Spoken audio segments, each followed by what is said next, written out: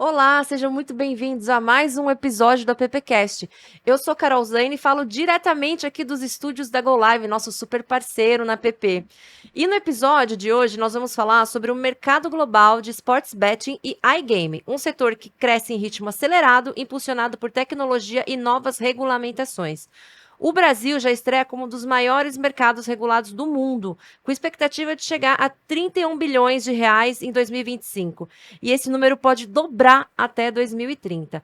Mas essa regulamentação também traz novas exigências, QIC, geolocalização e jogo responsável, o que impacta tanto na operação quanto na percepção das marcas. E é justamente pelo olhar de Brand Experience que hoje vamos conduzir nossa conversa.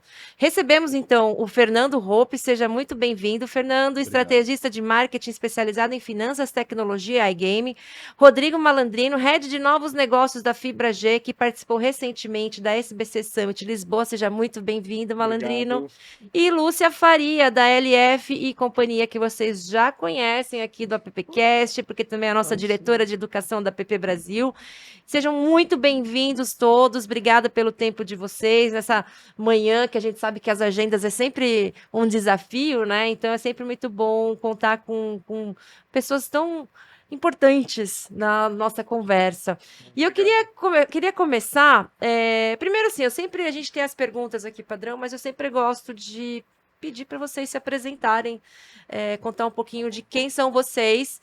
Pensando que, assim, né, o nosso podcast, bastante jovem escuta, né? A gente tem um público muito forte da galera que está saindo das faculdades. Na semana passada a gente teve o Festap e uma galerinha falou assim: você é do PPcast! Eu falei, nossa, gente, a galera realmente tá acompanhando. Então, eu queria que vocês contassem um pouquinho, né, Fernando Hoppe, quem é você? Conta um pouquinho pra gente, pra quem tá chegando agora. Bacana, obrigado pelo convite, gente. Acho que é uma honra estar aqui. Obrigado, Rodrigo. Obrigado, Carol, Lúcia. Fernando é um engenheiro de formação que caiu de paraquedas no marketing. Eu sempre tive muita influência familiar do marketing, mas na minha geração estava chegando o celular aqui e todo mundo queria ser engenheiro. Engenheiro, na minha época, era IA, Sim. profissão do futuro. E aí fui para engenharia, entrei na engenharia, falei, não tenho nada a ver com engenharia. Bateu, né? Eu não Tenho quero. nada a ver com a engenharia, fiz alguns estágios, tinha algumas coisas, mas aí eu falei não. O que foi bom é que a engenharia me abriu portas na indústria, né, e comecei a trabalhar com marketing, me encantei com o marketing, com essa parte de estratégia, venda. Fiquei muitos anos na indústria, não foram mais de 15 anos na indústria, trabalhando com Universo de ferramentas. engenharia. Isso. Foi o que me puxou, né? Aí, Engenharia, qual ramo da engenharia? eu sou engenheiro de produção, engenheiro elétrico de Tá. produção, e fui para a indústria de bens de consumo. A gente produzia ferramentas, alicates, martelos, brocas, Tá. né? Então, a minha parte técnica me ajudava a conversar com o pessoal de produto e como eu fazer um pitch deck, um sales deck mais acurado dentro disso daí, Interessantíssimo. né? E era bacana porque você conseguia traduzir. Muitas vezes tinha os indicadores, os coeficientes de segurança e tudo mais, que o pessoal do marketing fazia aquela cara assim, você falou, não, gente, mais fácil a gente traduzir desse jeito, vamos falar de outras formas. Foi uma experiência muito bacana, né? Varejo, e na minha época era o marketing ainda 1.0, a primeira versão do Kotler. Hoje eu passei na Livraria Cultura, Mas vou te tinha falar o Kotler que eu vou te falar. 6.0. Eu falei, Mas eu vou te falar que o Kotler 1.0 eu peguei, assim, também, muito. Acho que todos nós Ah, aqui, né? E aí foi bacana porque eu peguei essa migração para o digital também, né? Então eu comecei muito vendendo no que a gente conheceu, o que a gente chamou hoje de out of home, né? Que o Rodrigo me ajudou muito nisso também, aprendo muito com ele. Mas nessa parte de ativação e tudo, era TV, era difícil fazer, né? Então, pô, como é que uma indústria conseguia fazer isso? A gente foi crescendo a marca disso, e aí fui para os Estados Unidos, fiquei 3 anos lá, nessa mesma multinacional. Troquei de ferramenta para potes de comida e canetas.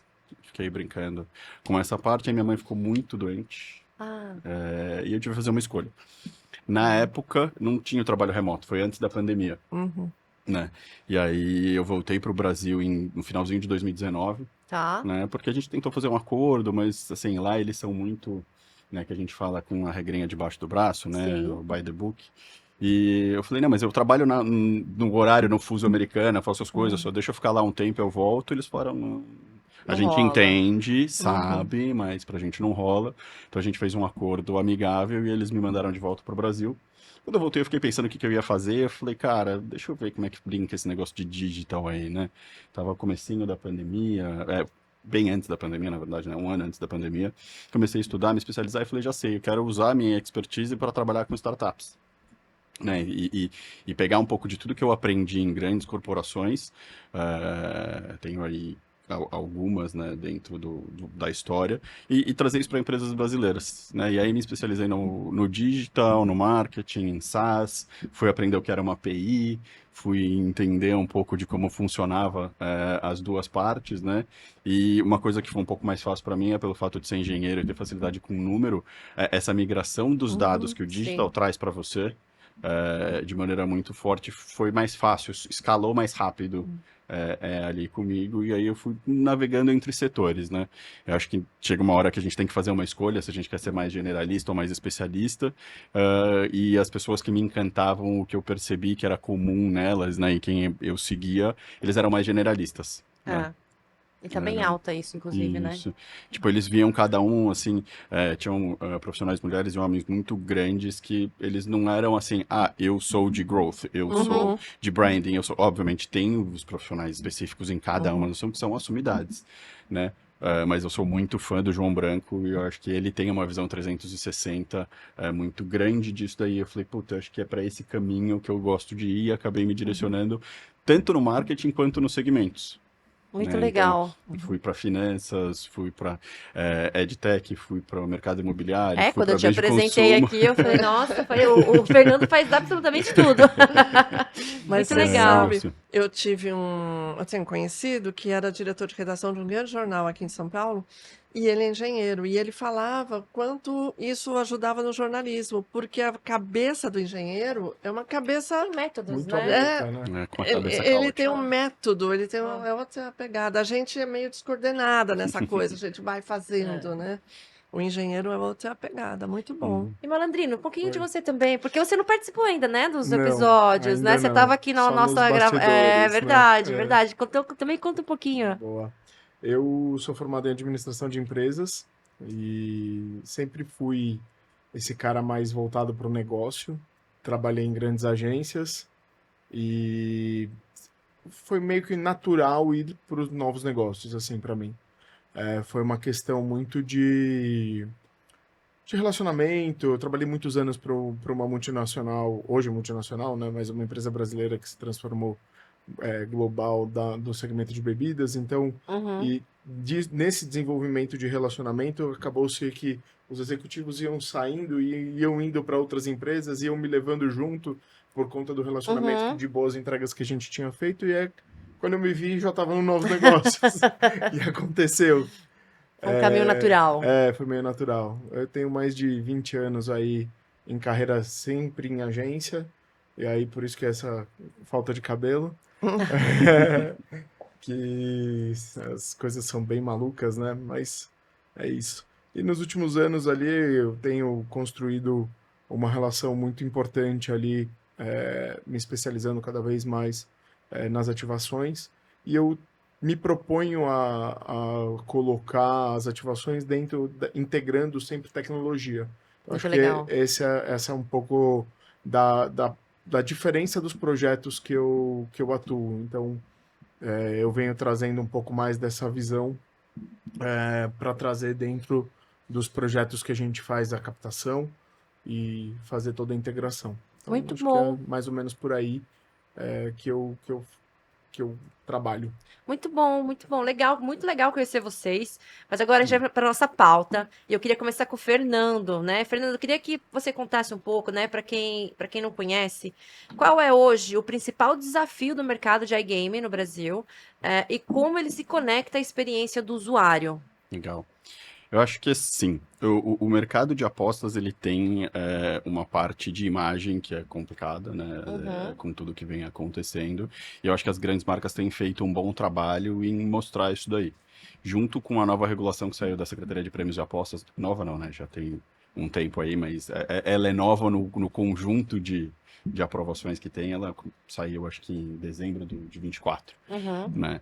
Então, eu acho que o grande desafio é como a gente coordena isso dentro também da educação financeira da população brasileira, né? A gente sabe que a nossa população ela não tem uma educação financeira muito acurada, né? E acaba utilizando as apostas como uma maneira rápida de tentar mudar de patamar. Uhum.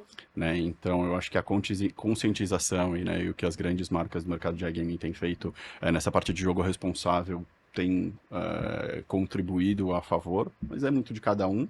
Né? E aí, trazendo isso para dentro do UX, eu acho que a fricção é um dos principais pontos que ajuda nisso também.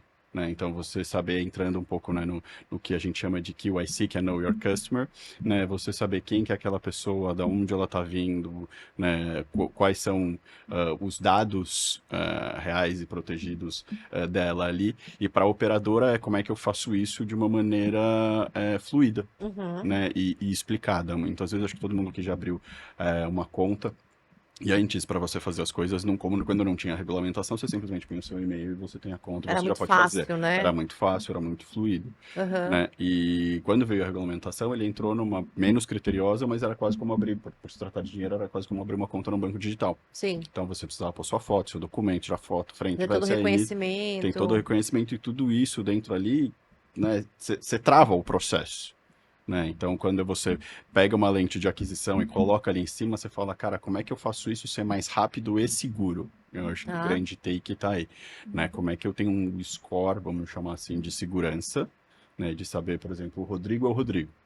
Né? Então, não estou pegando, eu sou o filho do Rodrigo, peguei o documento dele, porque são casos que acontecem, né? Peguei o documento dele, tiro uma foto, passo, sou maior de idade e tento fazer uma cara, uma coisa assim ali, e tento passar. Isso acontecia depois da regulação, isso parou de acontecer. Né? A gente Tá. tem empresas especializadas nisso, que suportam o mercado para travar, e aí acho que o grande diferencial é justamente como você faz isso de maneira fluida, sem fricção, num tempo hábil e rápido, né? E explicado, porque muitas vezes você está preenchendo, todo mundo já preencheu um formulário e fala, meu, por que tu preenchendo isso? Por Ah. que isso é importante, né? Ninguém tem muita Então, paciência, né? isso. Então eu falei, minha mãe, nossa, eu só queria, tipo, abrir uma continha Uhum. para, sei lá, Brincar um apostar, pouco. brincar no jogo do São Paulo, fazer alguma coisa assim. E por que que ele quer saber onde eu moro? É importante, né? Então, Uhum. como é que você deixa claro isso dentro do processo? Você faz um processo fluido para você não perder também aquela parte emocional do Uhum. momento.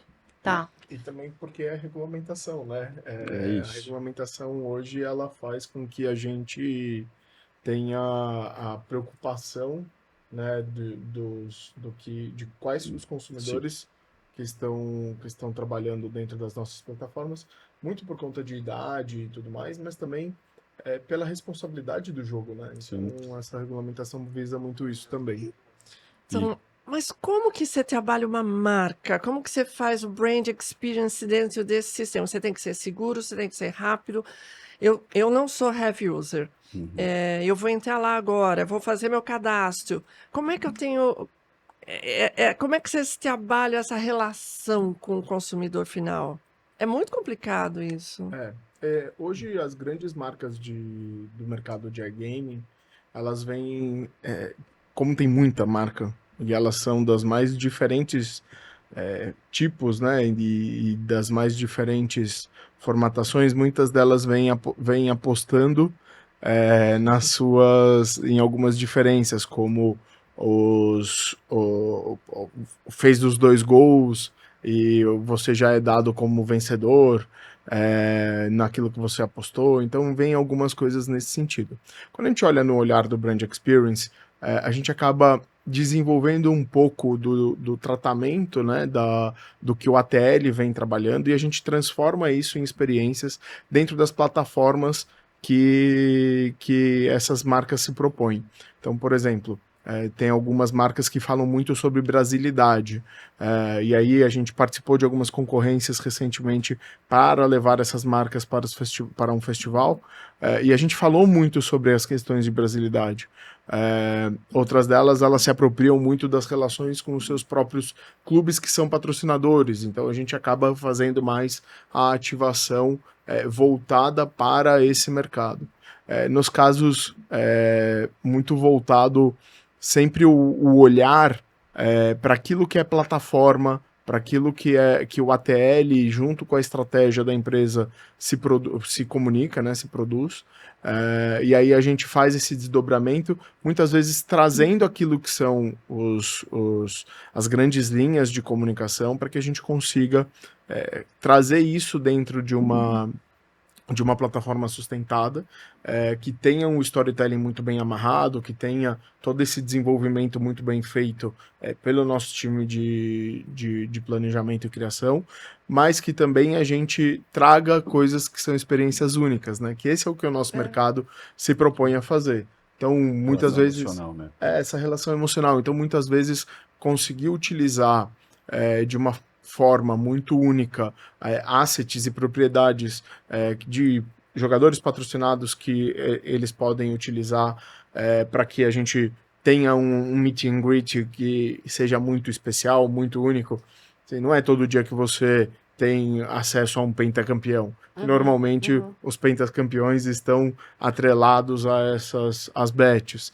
E a maior parte deles. Não é todo dia que a gente tem acesso a um grande esportista exponencial com que a gente tem uma relação e um vínculo emocional e essas bets elas podem ajudar em relação a isso. Então a gente leva o público final a isso. Tem um case muito interessante da Superbet, e aí, não sei se eu posso falar as marcas. Pode, claro. É Tem legal porque justamente pra galera que tá ouvindo conhecer as histórias. Tem um case muito interessante da Superbet, que patrocina o São Paulo hoje, e eles estão levando os sócios torcedores para dentro do CT, que é o centro de treinamento do clube. Então, assim, o cara que é sócio torcedor, que é apostador, ele tem acesso a lugares que não é qualquer torcedor comum que vai ter. Então, isso é uma essência que, se for feita uma ativação muito bem feita, isso traz uma reverberação muito interessante, sabe? A Superbet nem é uma marca que a gente trabalha aqui, mas é uma marca que eu admiro muito pelo trabalho que vem fazendo. Né? Entendeu? Desculpa, se admira por outra questão também. Também. Porque hoje eu recebi uma figurinha sua que você está com a camisa de São Paulo. Então temos aqui uma situação. Isso é muito. Que entra dentro do apelo emocional. Também. Exato. Acho que dessa parte, contribuindo com um ponto, acho que do que o Rô falou, é muito importante a marca estar presente no cotidiano. Né? Então, como eles conseguem trazer esse ponto também, acho que dentro dessa parte da conexão emocional, habilitar coisas que ele não teria aqui, né? O usuário não teria acesso se não fosse através dela, e tráfego. Então, como é que eu levo o pessoal para cair lá dentro, conhecer isso e habilitar e destravar isso daí? Com certeza, porque afinal de contas tudo é venda, né? É isso. Se a gente não vender, se não colocar lead para dentro de casa, não converter, não faz sentido a operação tá acontecendo. Né? Pegando um gancho nessa fala toda, né? Vocês trazendo as experiências, de algumas histórias. Eu queria perguntar, acho que o Fernando, mas também, Malandrino, se você também tiver, traz pra gente também. Mas assim, quais as tendências globais que vocês enxergam que pode acelerar a experiência do jogador no Brasil? Feio. Cara, o que eu acompanhei, você tava em Portugal, você pode falar mais, assim, dessa parte, mas um pouco do que eu tenho acompanhado muito de tendência, eu acho que é inegável, é inteligência artificial. Tá. Né? Eu acho que como a inteligência artificial habilita pro mercado de gaming dados, porque é muito dado, é uma coisa massificada muito grande, então como eu trabalho isso de forma inteligente... Era isso que eu ia perguntar, e entra aonde nesse processo? Na parte de análise desses dados? Cara, tudo? Hoje eu vejo, pegando tipo gancho para marketing, para tudo, eu acho que a IA entra em tudo. Tudo, tá. Assim, da experiência e como eu transformo uma brincadeira de tirar uma foto com alguma coisa e aí brincando. A IA pode colocar você dentro do Santiago Bernabéu, sem você estar lá, numa ativação que você traga isso. Né? E aí tem o futebol aqui, que eu também sou super aficionado em futebol, mas isso pode ser extrapolado para... Somos também, somos. E o que é engraçado também trazer é que o iGaming não é só esporte, né? O iGaming, ele tem uma parte de cassino gigantesca, tem um monte de outras coisas aí, veredas que a gente também não conhece, mas acho que para a nossa cultura e o nosso país, o futebol é um esporte, asset, né? Um grande asset. Eu acho que a inovação dentro disso também, né? Então, como é que você se posiciona grande diferencial e tendência, é inovar dentro do comum, né? Ali, Tá. como é que eu faço algo diferente? E trazendo um outro case que eu achei bacana dessa parte, tipo, a Superbet estava no The Town. Tá. Isso eu acho que, assim, pode parecer bobagem, mas a inovação não é só disruptiva, né? Não, eles estavam presentes no dia a dia, num momento emocional, numa conexão, proporcionando algo legal, ali diferente onde está o público deles. É isso.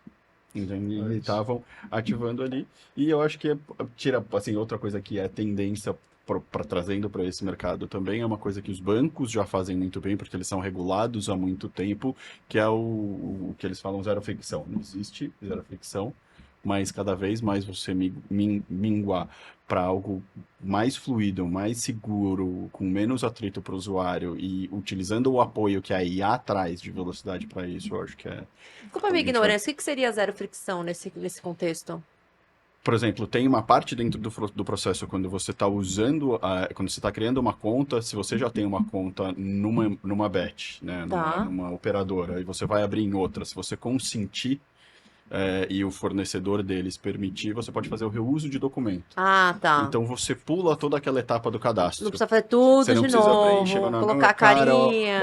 a carinha precisa porque Precisa. é da regulação da Tá. SPA, mas você não precisa colocar que você é a Carol, que você mora na rua Alvorada, no Tá. coisa não sei o que, na Periri, Pororó, tá tudo lá, seu documento também tá lá, Tá. tem uma outra tecnologia que chama OCR, que você manda a sua foto, ele preenche tudo, né? E aí você faz o liveness, que a gente chama que é pôr a carinha, você põe a carinha no frame, mostra que os dados que existem da Carol, do Rodrigo, da Luísa, são vocês mesmo, pode passar.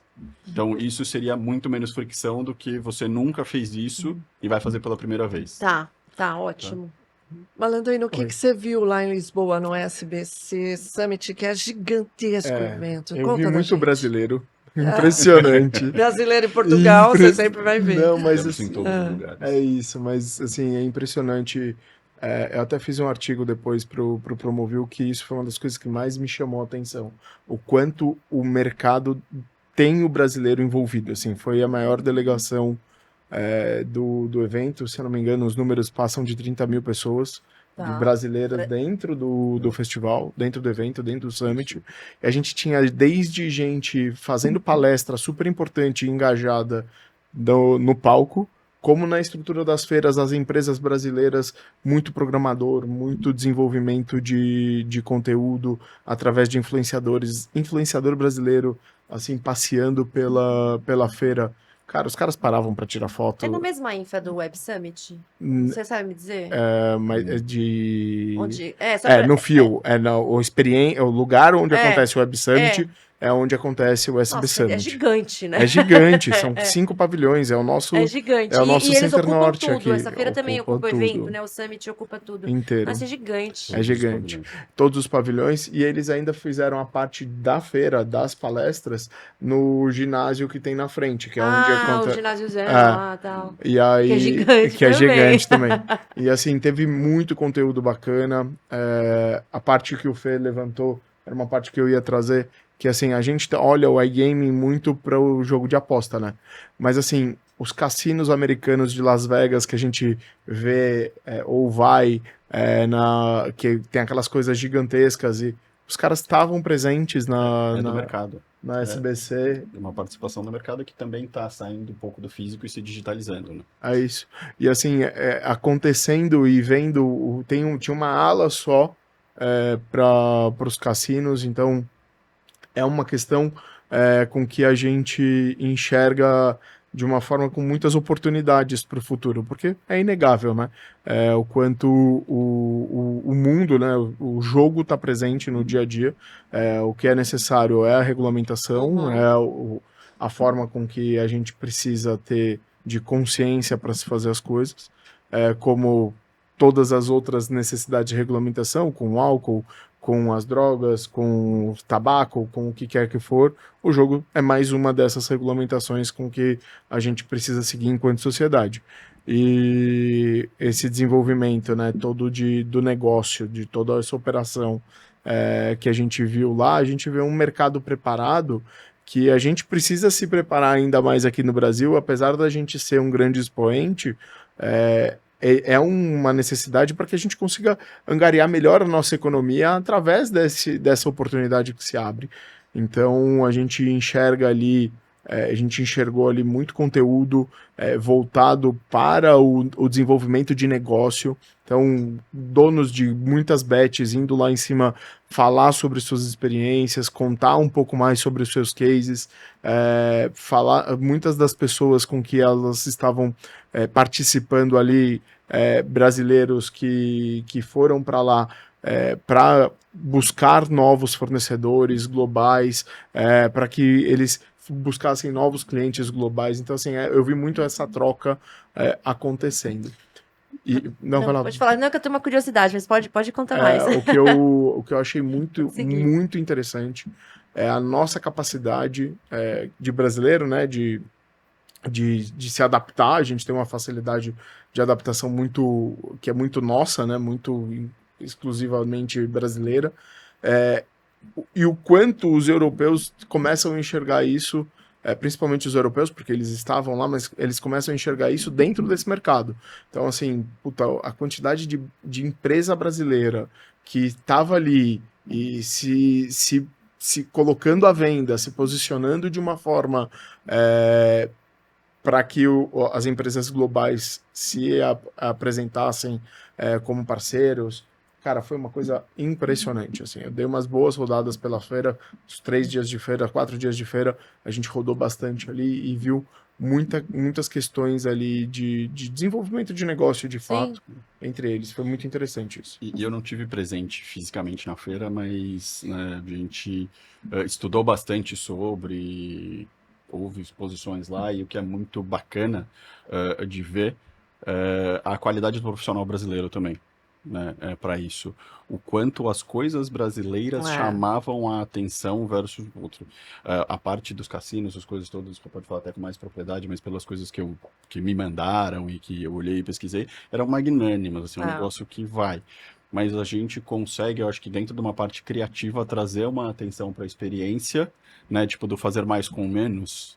Né, todo mundo sabia que era alguma coisa, você via stands, assim, gigantescos, cinematográficos, com muito LED, suspensão, nananana, e aí de repente você via alguma coisa um pouco menor, mas te chamando atenção, pode ter certeza que era brasileiro. Nossa, o brasileiro precisa urgente se livrar da síndrome de vira-lata, né? Porque todos esses eventos globais, o Brasil, assim, brilha muito, né? Não, vem gente do mundo inteiro perguntar e falar e ter curiosidade, querer saber, nossa, não, mas vocês são do Brasil, né? A pessoa vai atrás. A gente fez um stand lá, e dentro desse stand que a gente fez lá, a gente usou nossa mão de obra brasileira, então, com material, com todo o desenvolvimento nosso lá.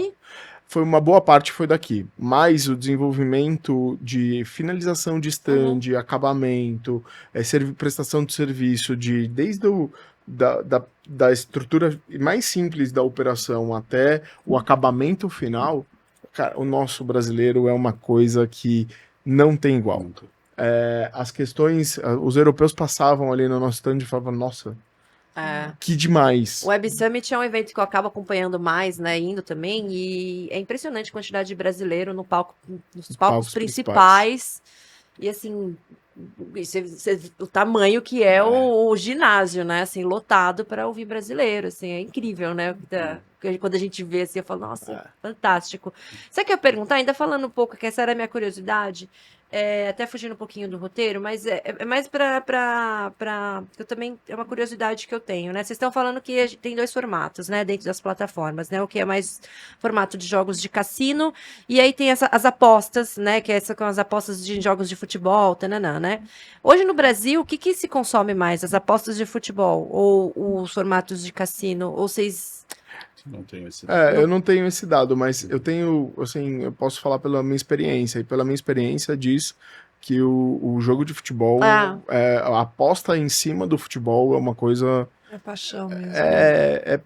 Pela nossa essência, sabe? Assim, eu não tenho um dado que você vira e fala assim, nossa, busquei isso daqui em tal referência.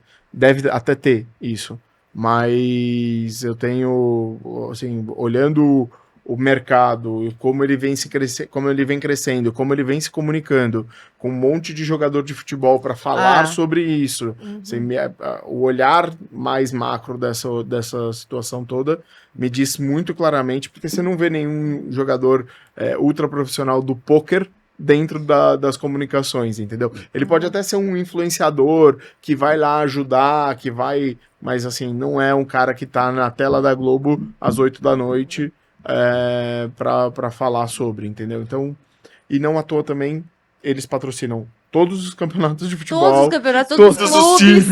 Então, assim, eu acho que Eles trabalham tá com uma baseado marca por aí, também, né? entendeu? Eu Lúcia, acho eu vou que- deixar com você. Eu queria pode... perguntar. Fala. Não, eu ia Não. falar, só trazer um dado que esse eu sei, somos 18 milhões de apostadores no Brasil, hoje, pelo último Ativos. Esse dado é importante, ser ativo, né, que saiu da 18 Secretaria milhões ativos. Tá. Não são 18 milhões de contas criadas, são muito Não, mais, que jogam. mas são que- 18 milhões de apostadores ativos no Brasil.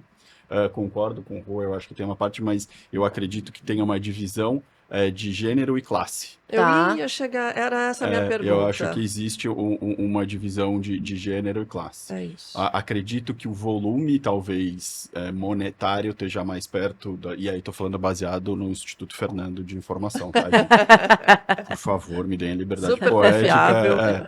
Não tenho o fundamento real e com fontes para dizer isso daqui, é uma parte de quem tá ali dentro vê, mas eu acho que o esporte gera talvez mais valor em patrocínio e traz essas coisas, quer estar na TV, hoje nos canais de YouTube, né, nas transmissões dos jogos, porque isso acaba acontecendo, mas eu acho que em classes um pouco mais inferiores e atingindo também o público feminino, os joguinhos, né, eles têm uma importância bem relevante Tá.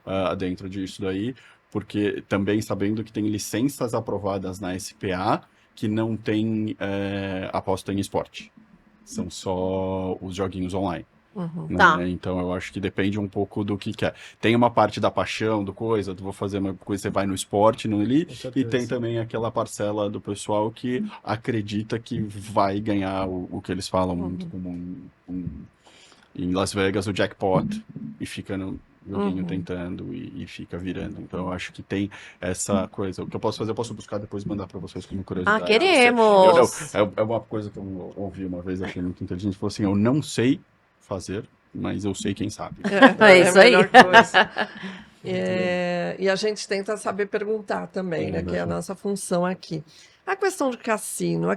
O cassino a gente não tem ainda presencialmente, não é permitido no país e tem um movimento a favor. Isso ia mexer demais com o setor de brand Muito. experience. Conta um pouquinho, qual é a expectativa de vocês em relação à abertura dessa possibilidade? Lá em Portugal, eu tive a oportunidade também de ir no cassino em Estoril. E é um cenário assim que é muito impactante pra gente que não tem o Não tem cassino cassino, né? Quando você no entra dia a em um. dia. Eu já tive a É oportunidade muita informação visual, né? É isso. É brand experience na prática. na prática, né? Na veia ali. Mas eu tive a oportunidade de ir no Uruguai, e agora esse em Estoril, e né, os cassinos de navio, que aí já é Sim. outra proposta, né? Outro desenvolvimento.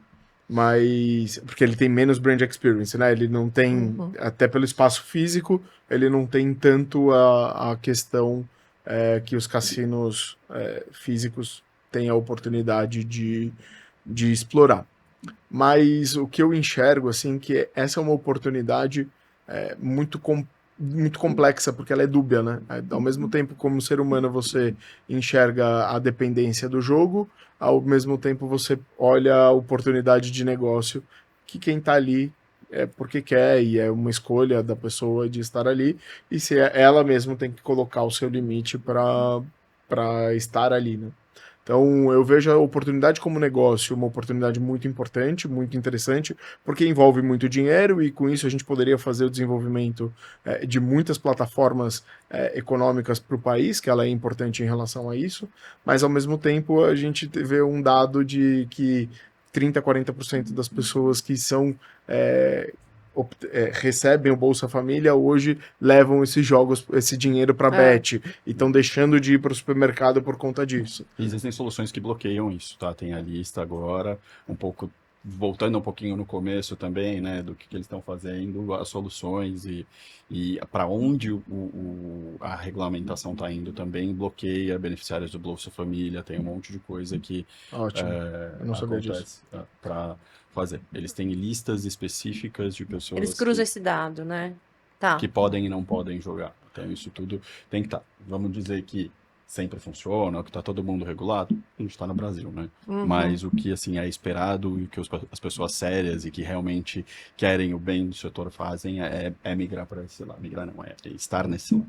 E ainda assim, eu vejo que é uma excelente oportunidade de desenvolvimento de emprego, de desenvolvimento de turismo, de plataformas que são importantes dentro do brand experience, de experiência, assim, eu acho que a gente teria um ganho enquanto experiência, né, de olhar o cassino e entender as experiências com que a gente consegue colocar lá, colocar as oportunidades, as marcas parceiras do cassino, assim, as marcas de bebida vão querer estar lá, as marcas de tabaco vão querer estar lá, as marcas de iGaming vão querer estar associadas aos cassinos, as marcas de comida vão querer estar associadas aos cassinos, porque vai levar um fluxo importante de pessoas para lá, vai ter um desenvolvimento econômico importante. Eu acho que uma grande estratégia a fazer isso seria se a gente colocasse os cassinos nos lugares menos desenvolvidos, né, do Brasil. Então, levaria para essas pessoas oportunidade de emprego, levaria uma infraestrutura local de desenvolvimento. Acho que dali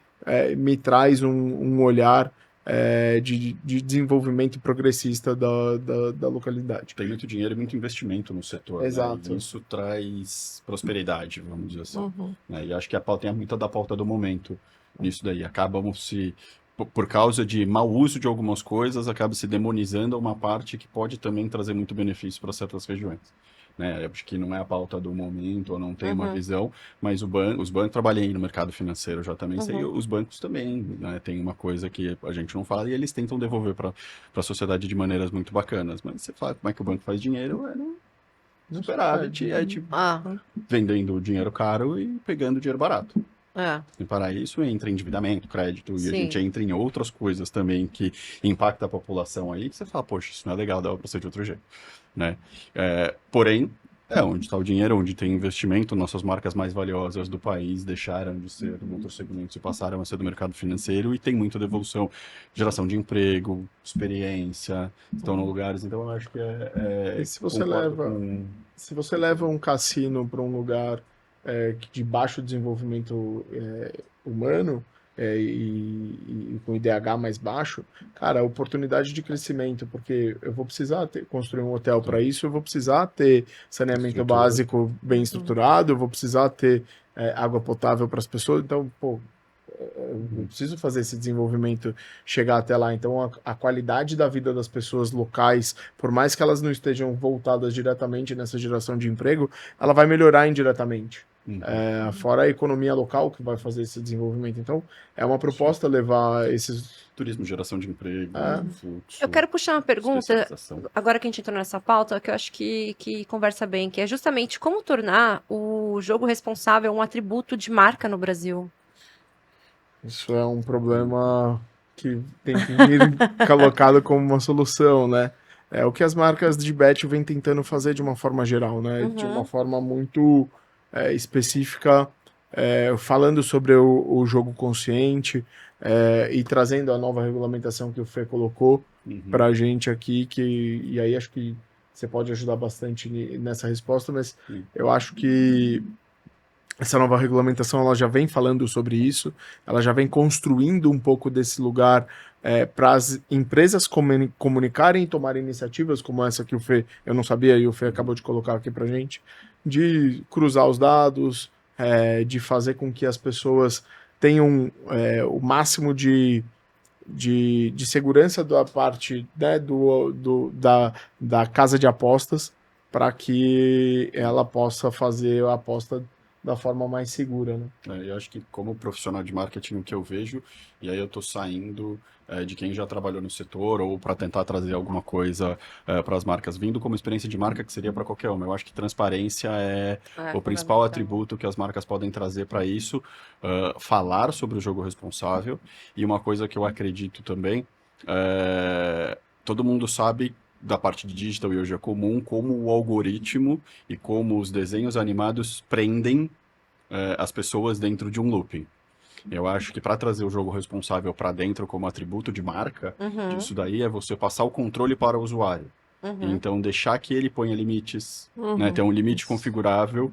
Por exemplo, vou apostar por dia R$ 50 e travar. E isso você se entra dentro de o que é uma marca sendo realmente responsável, né? E aí, pensando em indicador, você está trabalhando no LTV do seu usuário.